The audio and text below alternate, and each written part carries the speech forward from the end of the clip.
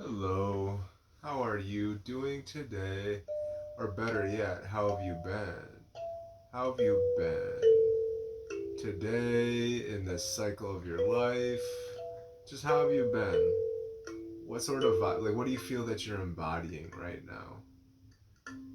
I suppose yeah, that's a good question to ask. What are you embodying right now?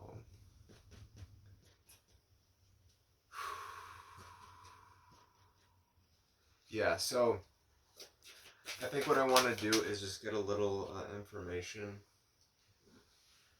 from the cards here. So we have motivation, initiative, expecting something, re energize, get on well with social, enthusiasm, feel energetic, extroverted, out of the shell, satisfaction. So when I hear like extrovert, like extroverted, it does not mean that you necessarily have to be an extrovert. It's just the actions that are taking are more energizing from the external. So you could still be an introvert, you can be an extrovert, but it's like the situations in which you find yourself in socially will energize you a little bit more, or at the very least, they're not going to trigger any of the maybe like any core wounds that you may have, and it's not going to trigger any sort of like defense mechanisms to recede back into a lower vibrational way of being. It's like it's either going to be neutral or it's going to be positive and beneficial.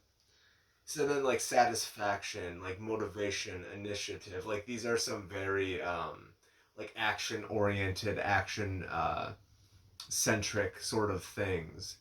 And it is the Four of Cups in reverse. So I mean, the Four of Cups has a figure here sitting down, waiting, being offered another cup, but sitting there, sort of dejected. So it's like the inverse of that would be to, in my interpretation here, reach out and grab the cup, or even stand up or take some form of action, not just sit there with our arms crossed, just like rejecting everything. It's like this receptivity. Like there's been a major feminine energy wave that has like come over the collective people, and I'm seeing a lot of people like open up their hearts and open up to like receive, instead of try to make things happen on their own, like make things happen through like an act of will and control, and I want that, like just kind of letting things let go. And then it's kind of like if I'm holding on so tight to this like life raft, and I just kind of like let it go and I see it like floating out, it's like the farther it gets away from me, the less dependent I can be on it. But then I notice that like I'm treading water and I'm swimming without this sort of like life vest, and if I just like let go of this life raft, this life floaty device, um, I'll find that my body naturally knows how to stay afloat. Like I didn't have to think about like, okay, I'm gonna move my arm in this way and this way, and then this is how I'm gonna stay afloat is by treading water in this particular. It's like no, my body just like will move and flow and like keep me afloat. So it's like that, except so it's like that metaphor, but then to like ground that into actual reality, it's like there are circumstances where I'll let my body do its thing. And the first instance that I sort of felt that this was the case was when I was cleaning out my fish bowl, where that's like it was like a chore that I didn't necessarily like doing. It wasn't like top of my list of thrills for the day. But then I noticed that if I just don't put up any resistance and like I don't want to be doing this, I don't want to be doing this, and just let my body move, like my body knows how to do all the actions. Like I've done it plenty before. I've done it dozens of times before. So I know how to like just do the motions. If I just let my body do it and just have my mind be like just okay, just sort of blank and sort of just like all right, we're just like our body's gonna do this now. It's almost like hear me out, separating the mind and body, where it's like the body can be in one location, the mind can be in another location, because the mind isn't actually local to this machine here. It's the mind is more expansive than you may think. Like it instead of it being like contained to just like the head, it could be like the mind is reaching out 100 feet around in every direction and picking up on signals and all these different ways that once it reaches the body is going to get filtered and broken down into certain ways. But it's like the mind is not local to this machine, to this body, this mind body organism, like just to this body. So the mind will wander where it sort of wants to go, and it's like there's a difference between like a fantasy and imagination. It's like with fantasies they're sort of open-ended, and they just are there to just generate excitement and to just generate it's it's kind of like just getting all worked up with no form of actually letting that energy go. It's like, but then with imagination, it's like there can be a destination in mind, and then what happens to get to that destination will just sort of kind of naturally float up, and like the imagination will put the pieces all together. So it's more of like like I'm hesitant to say like energy siphon when you are fantasizing, but there really is no end goal with fantasizing other than just having the fantasy and kind of feeling incapable of relieving that fantasy, of bringing it to a conclusion. So there's just a little difference there. That's just something that I've been thinking about. Yeah, so let's get a little bit more information. Some more stuff to talk about here. All right, so let's go with the angel numbers. So usually I'll say like this is a like if we're on a path and we look up at a road sign, it's like what would that road sign tell us about our journey? So let's see what that road sign would say as we walk our path. What would be the thing that we see when we look up? Oh, this came up yesterday, I believe. 66, 66, great blessings. Self love, boundaries, needs, good vibes, wisdom, understanding, and letting go. So the way that I'm interpreting this now is like that's where we are. Like that's the street that we're on right now, and it's nice to know that like this is where we are.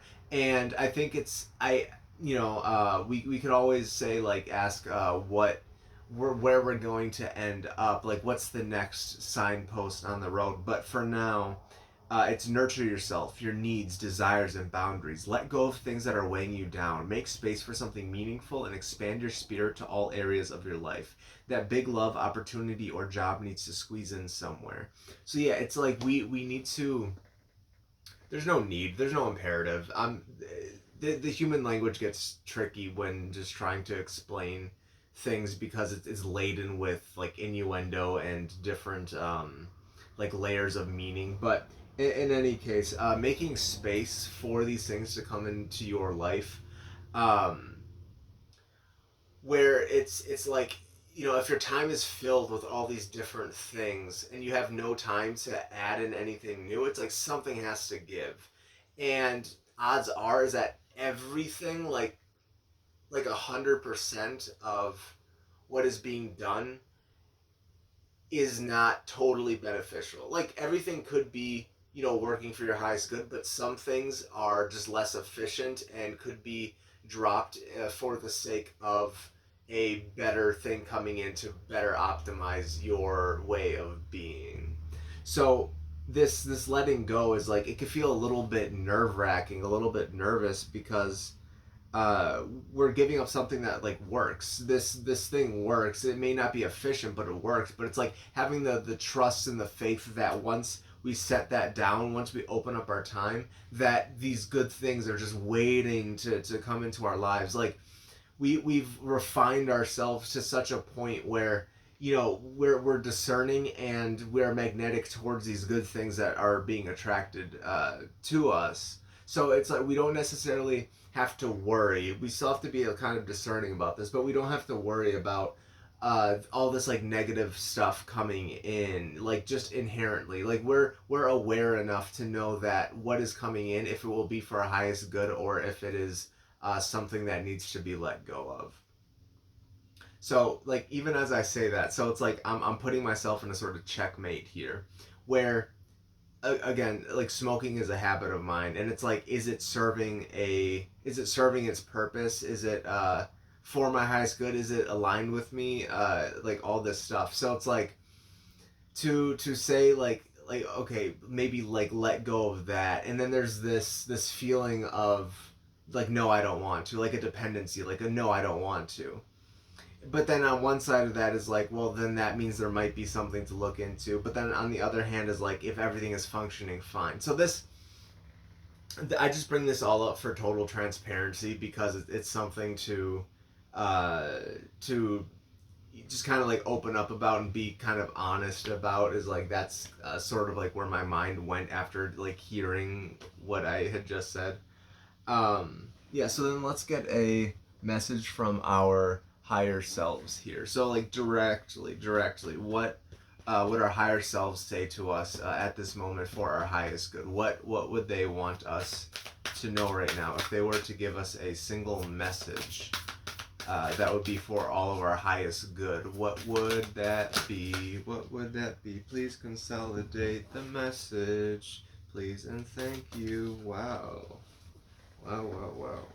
All right, make plans and focus. The Shield Maiden. Make plans and focus. So, it's like we can't control everything, but there are things that we can control. So, I would say like plan for like what you can control. Like if I want to expand uh my music, it's like if let's put it this way, if I want more songs, I have to plan more songs. I have to put in the put on the docket like okay, make songs. um and then like focus on that. It's like without like everything is just going to be wishy-washy if a plan isn't made, and the plan could change, it could do, but like the plan itself is just saying like it's like a offering, so to speak. That may not be the right word, but just saying like it's a commitment. It's committing to say I'm going to do this thing, and then like focus on it. So it's like where our attention grows, energy flows, things grow, that sort of thing. Where if we're focusing on the plans that we made and allowing them to be a little bit flexible and for things to change but still focus on the plan, that's when things flourish and blossom, because we're tending to the garden, we're pulling out the weeds, we're watering the plant, we're giving the plants nutrients and all that. So I think that's actually a really fantastic things that have come up is make plans and focus. I think that's very beneficial. So anyway, I think that's how I'm going to wrap this up. I do like the direction that things are going here. I am grateful that you are here. I am blessed to have you in my presence right now, for you to be witnessing me. Thank you. I am very, very grateful for this. Thank you. And I wish blessings and peace, love, prosperity, abundance, good health, well being for you and your loved ones. May it be so. Let it be so. It is so.